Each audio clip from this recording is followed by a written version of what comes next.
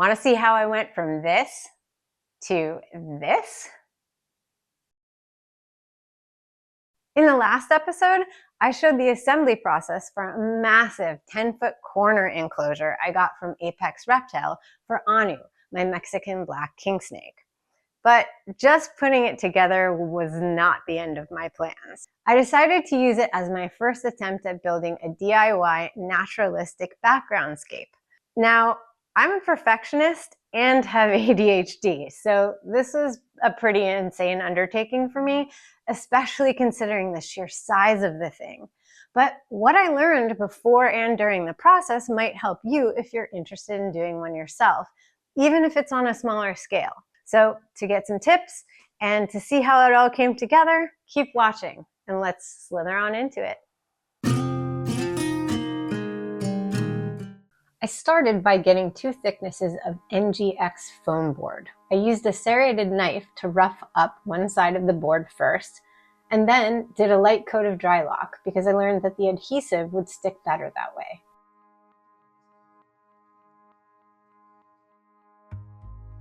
I cut one of the boards into pieces for the back and one side of each 4-foot section of the enclosure.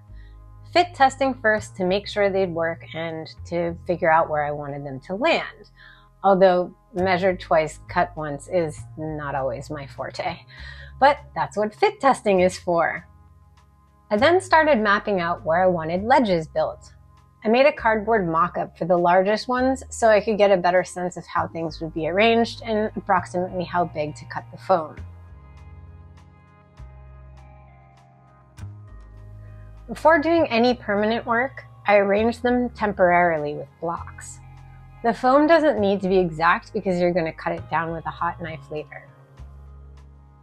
I'm very glad I realized early that I would need to carve away the areas around the bolt holes where the enclosure pieces would be connecting to each other. Labeling every piece and marking where they will go is super crucial when you have lots of different pieces. It's better to cut it even larger than you think you might need, and if I did it again, I'd probably have the 2 main pieces as the same size rectangles and just use the hot knife to do all of the shaping. I thought it might help to have a piece of wood through the middle of the foam pieces to keep them together while adhering them, but in the end, it didn't really help at all, and the hole I made actually never really filled in well. Using spray foam in between each piece, I then clamped them together for curing because the foam makes things move a lot. If you're going to have pieces flush against the wall, make sure they're flush against a flat surface while they cure, and I recommend using wax paper because the spray foam won't adhere to that.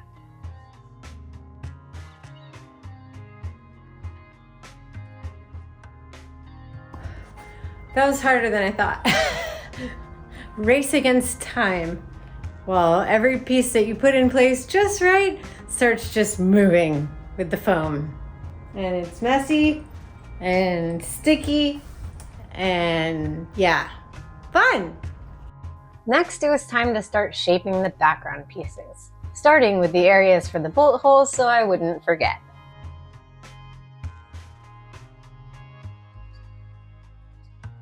Cutting NGX foam with a hot knife is extremely satisfying. I don't know why, but it just feels really good to do. Just make sure you wear a respirator. If you angle the knife in different ways haphazardly, it looks much more natural, so I tried not to think too much and just go for it. Unfortunately, the camera had a mishap when I used the wire brush attachment for my drill to carve into the background, but I did catch the aftermath. Bits of NGX stick to everything. After wire brushing the background, the foam will be very porous, so using a heat gun to melt and seal the outer layer will help the painting process later. It changes the shape a little bit, but still allows for some cool texture. Make sure you keep that mask on for this process. You really don't want to inhale pieces of foam or the fume. I used Lexel adhesive caulk to adhere the back pieces to the walls of the enclosures.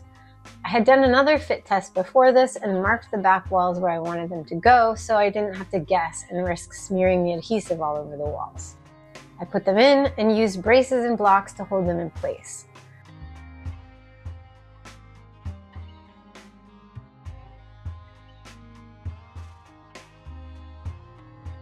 Notice I still have my mask on because all of this stuff is really stinky.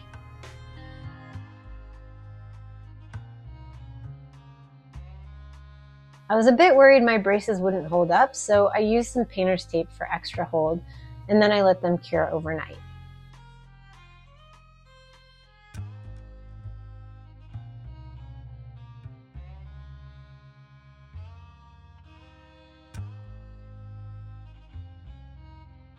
The next day, the ledge foam had cured and expanded much more than I had anticipated. Apparently, I was way too heavy-handed with it.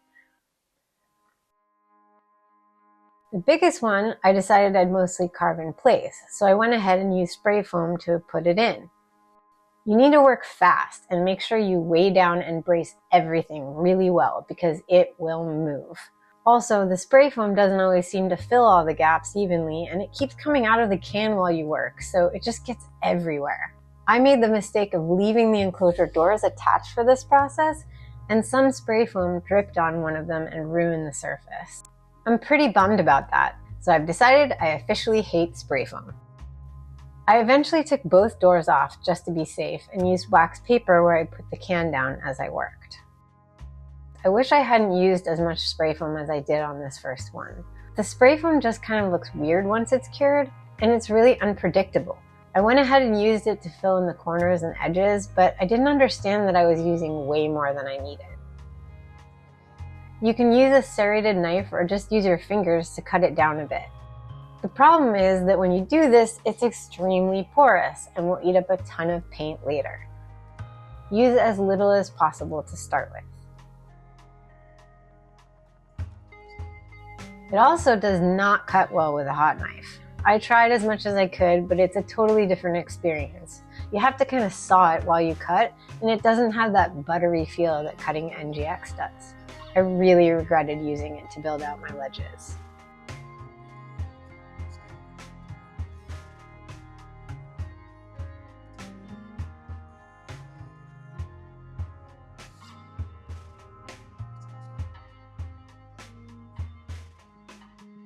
The second large ledge came out a lot better because I carved the NGX like it was a pile of rocks holding up the large piece.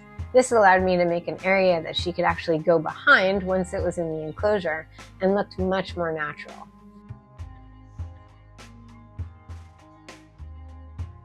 I did a majority of the cutting first this time and then would do the final details once it was in place.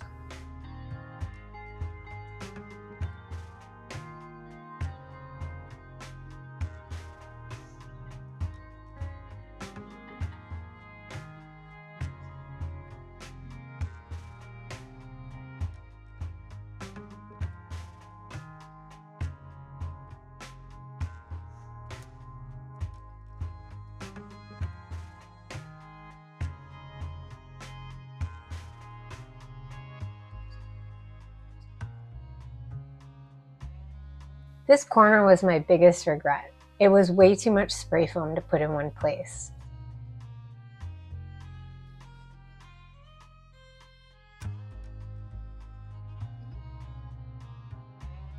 I removed a bunch of the excess spray foam so it wouldn't get in the way of cutting the boulder. This piece ended up being one of my favorite features, but it took a while to get it right.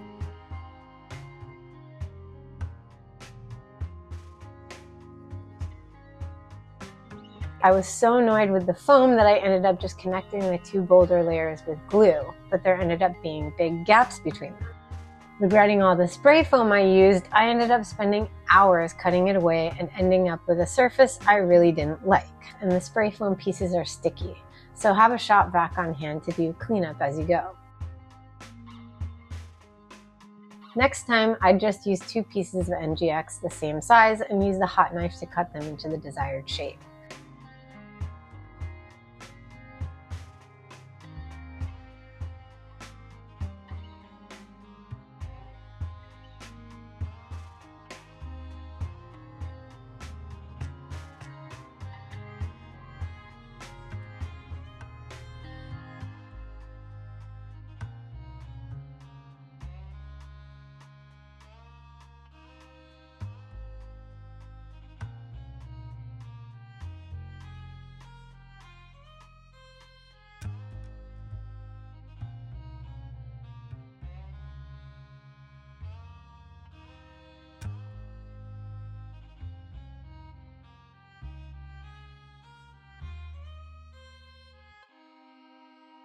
Now it was time to do the corner block.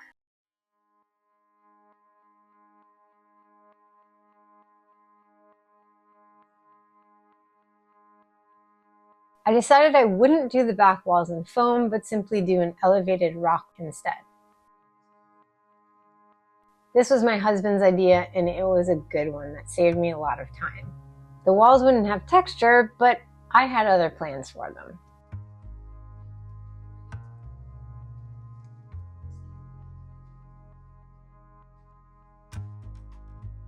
Time for the first coat of dry lock. One of my workarounds to all the porosity and cracks was to try and fill them in with DAP spackle. Brad from Brad's Bioactive Builds uses a 2-part clay epoxy to sculpt, which seems like it's way better.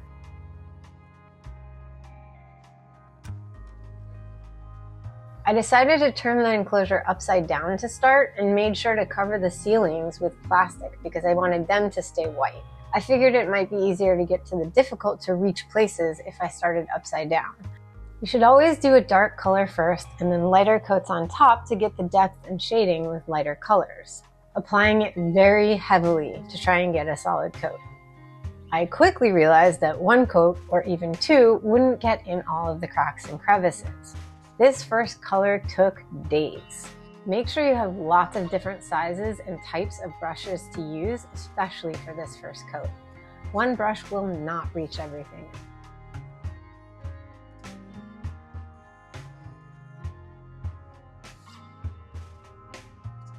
I made sure to write down the ratio of tint to dry lock that I used for this one because I wasn't sure how much I would need and wanted to be able to recreate the exact same color again if need be. I'm glad I did.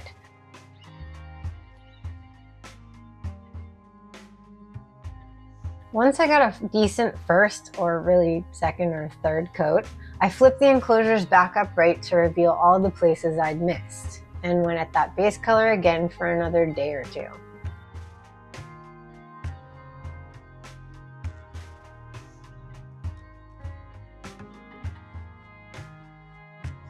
It's really hard to see where you missed when the paint is wet, so sometimes you think you're done and then when it's dry, you realize you missed some spots. I had to let go of my perfectionism a little to just keep the project moving forward. I realized it would be a lot easier to see what I was doing if I installed the lights before the second color, so I started with the LED grow lights on the left enclosure, opening up the top just enough to get the plug out and get the cables in those wonderful notches Apex puts into the tops of their enclosures.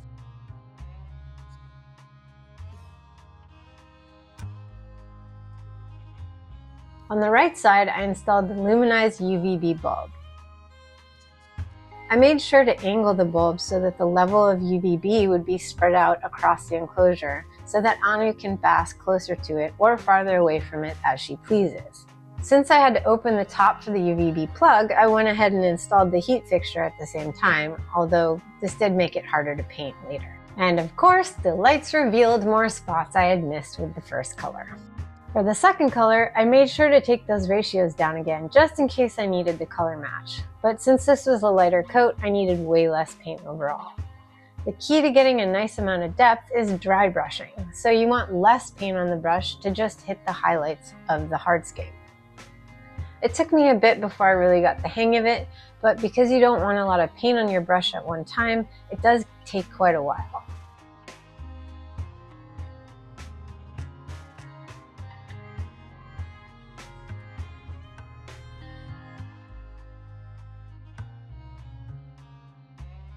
Since I didn't have texture on the walls of the corner block, I just did some irregular dry brushing to give it the illusion of texture. I was a little worried it would look bad, but I'm pretty happy with how it turned out. For the third color, I needed even less paint, but I still measured just in case.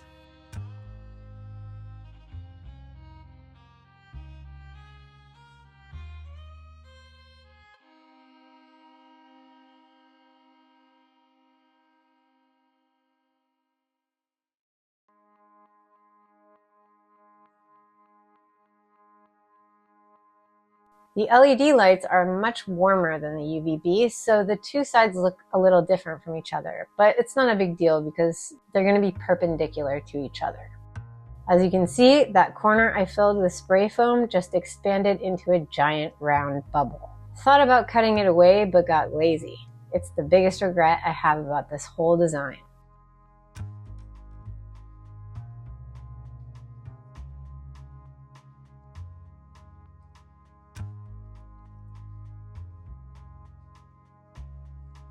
Since I wasn't doing foam on the walls of the corner block, I decided to mount some branches in there. It took me a minute to get the layout, but I pre-drilled holes in the PVC and the wood and used 3 screws in each so the branches couldn't rotate at all. Anu isn't a tree snake, but she will absolutely climb if you give her the option, so I'm excited to see what she makes of these.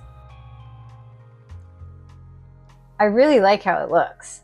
Shout out to my husband John for some inspiration on this part. Finally, the paint was as good as it was going to get, and it was time to remove the painter's tape. Drylock spatter leaves hard little pebbles when it dries, and I wanted to scrape those up and vacuum them away. Time to make some hides. The first one I made from scratch out of pieces of NGX, gluing and clamping them together and sealing the inside cracks with 100% silicone.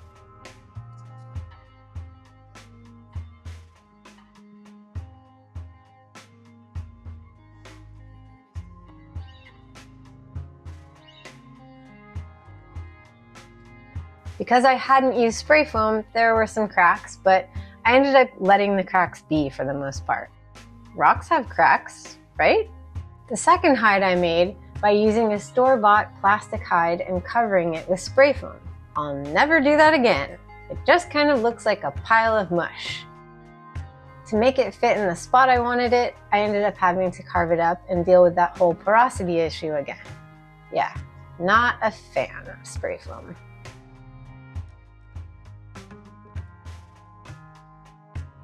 Painting does do wonders, though you'll still end up having to do several base coats before you can do the dry brush layers. The spray foam hide looks better with paint, more like lava than a pile of poop. At least that's what I'm telling myself.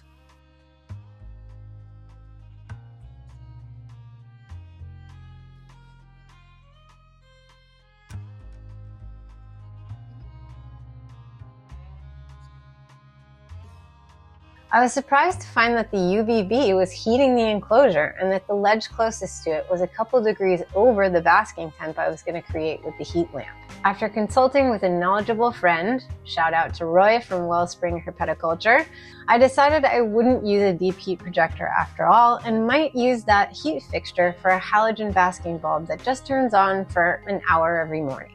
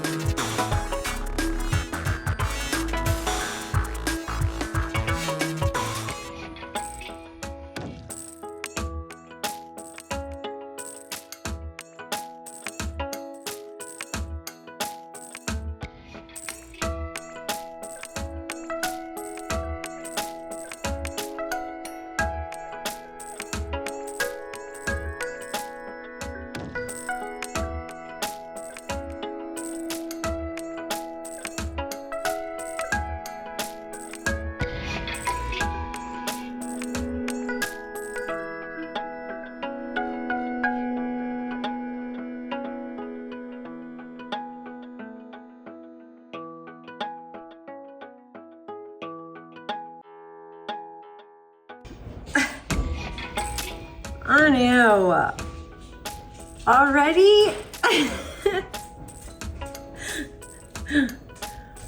You're gonna kill all of these plants, aren't you?